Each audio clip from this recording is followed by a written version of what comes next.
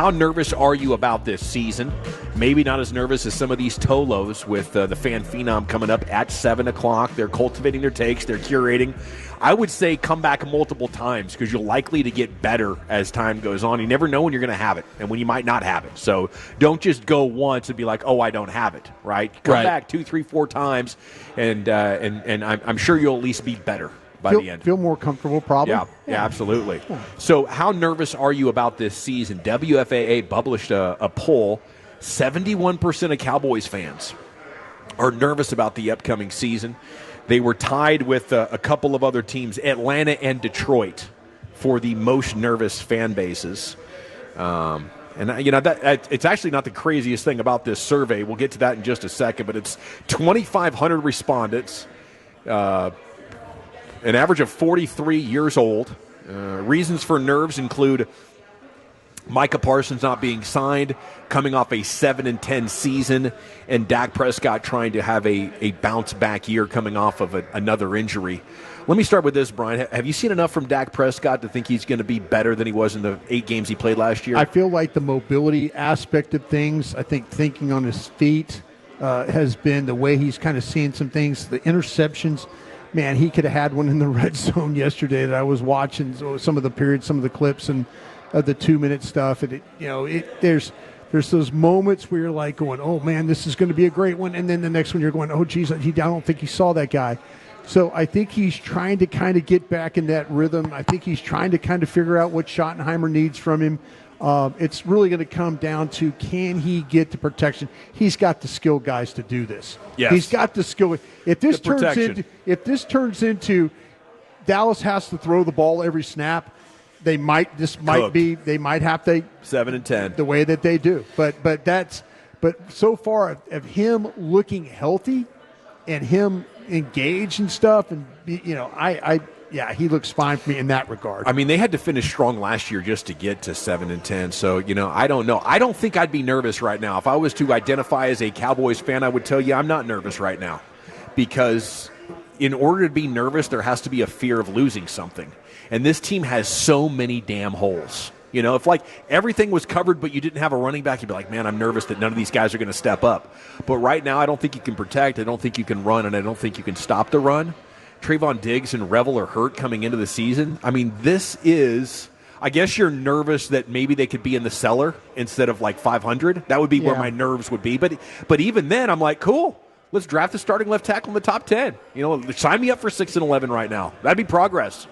Yeah, I hear you. I mean, if you have some honest evaluation and self-awareness about this football team, then you're not expecting them to do all that much with a rookie head coach and, like you mentioned, at all the roster holes that they have.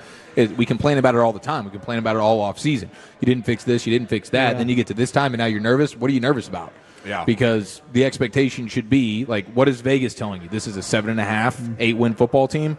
So, I mean, what is there to be nervous about? Cowboys. If they have lack of success, and one of the reasons is the quarterback, and you're talking about change, that's going to be an interesting offseason.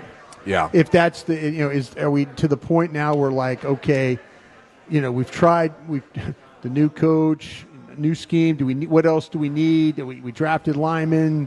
Yeah. We tried to get your receiver. Do we go get the running back? I mean, that's all the things you have to think about. But if this season doesn't, if it's not a winning season, and it's because of the quarterback, boy, there are going to be some questions that offseason is not going to be not very good for a lot of people. And maybe if your pick is high enough, you'd be thinking quarterback, this works out fine. Let's take Sellers or Nussmeier and let's see what happens. But I think because of the 3 years left on his contract, what they would likely do is say, how can we further protect him? If Guyton's disappointing, should we throw a left tackle at it? Yeah. If there is a stud left tackle staring at you with the 8th pick, I couldn't turn that down. I think the next thing is probably the running back. Both left tackle, running back. Yeah, you talk about it. Offensive linemen. Are you going to get the right? Can you get the right guys with a top 10 pick? You probably could get. Me personally, man, I would have drafted Simmons.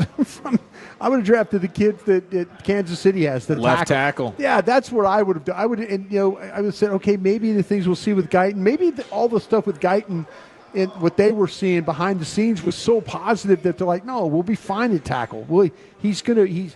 I just worry sometimes of the decisions, like to say that how are they really. Are they helping the quarterback, or how much help does the quarterback need? Well, yes, and I think if he struggles again, could you say, well, he's gotten so old after that near MVP season in 2023? No, the difference is Tyron Smith isn't there, and Zach Martin got old and had to retire. Right. And you're hoping Cooper Beebe becomes a significantly better center than what Tyler Biotish was, and maybe he took a step towards that last year. But you just don't have the quality of offensive linemen, and for a lot of Dak Prescott's career, I think he provided a false sense of security, Chief, about how good he is because he was playing with such a great offensive line. I'll tell you, I saw the bar just stare at me as I was letting that take go, so I might have leaked a little confidence out here on the floor at Jake's and Saxy, but I believe it. Yeah, you got to tread lightly when you say that, but it could very much be fair. Now, I do expect the offense. I guess the thing about being nervous would just be, okay, if this thing falls flat, then it's okay. We hired a coach that doesn't know what he's doing, and knowing the way Jerry likes to handle the coaching situation, you're going to be in this problem for years to come. That's right. I guess that would be because I think we saw enough from Dak to see, like, okay, he's back to being, like, he had some really impressive days out there, a little bit up and down, but I think by and large he was solid. And you've done plenty on the offensive line. If they can stay healthy, you get Tyler Guyton back. I'm expecting the offense to be pretty dang solid, especially the passing game. Hopefully one of these running backs can step up. Yeah. But I think the big thing, when this team inevitably doesn't win as many games as the superfan wants them to win, I think it's just going to be your defense was so bad.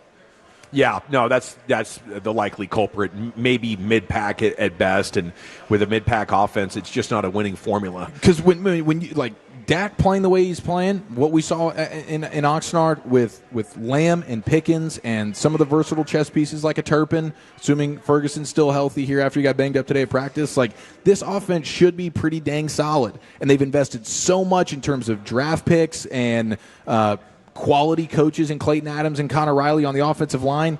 In my mind, I'm like, man, that just feels like it has to work at least a respectable level. Yeah, and I think best case scenario, your offensive linemen take a step up, and Javonte Williams and Jaden Blue give you something in the running game to make it potentially much more. I think the offense could be a top 5 offense, if you get enough great answers. I mean, I would love to believe that at the end of a year, if it was disappointing, the Joneses would look at it like, let's throw a ton of money at fixing these things and try to get one in here. But going back to 2010 through 2014, they never said we're going to rebuild. The Cowboys only emerged in 2014 after multiple great drafts in a row. You hit rock bottom last year, it's time to spend money. It's time to fix our holes. Nope.